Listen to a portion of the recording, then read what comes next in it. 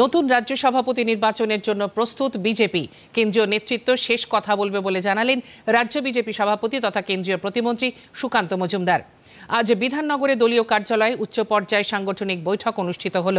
বৈঠকে যোগ দেন কেন্দ্রীয় পর্যবেক্ষক মঙ্গল পাণ্ডে, অমিত মালভিয়া, সতীশ ধনদ, লকেট চট্টোপাধ্যায়, অমিতাভ চক্রবর্তী, জগন্নাথ চট্টোপাধ্যায় প্রমুখ।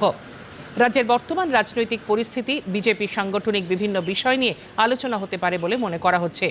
বৈঠকে যোগ দিয়ে সুকান্ত মজুমদার বলেন, নেতৃত্বে বদল হতে পারে, কিন্তু সংগঠনকে আরও শক্তিশালী করার কাজ ধারাবাহিকভাবে চলবে।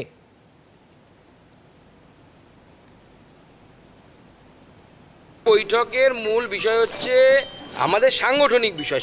দেখুন, বিজেপিতে নেতার পরিবর্তন হয়, নেতা বলতে ইন দ্য সেন্স যে যিনি পদে বসেন, রাজ্য সভাপতির পদে বসেন, কিন্তু কাজ একই থাকে। It's a continuous process. এটা একটি রিলে রেস।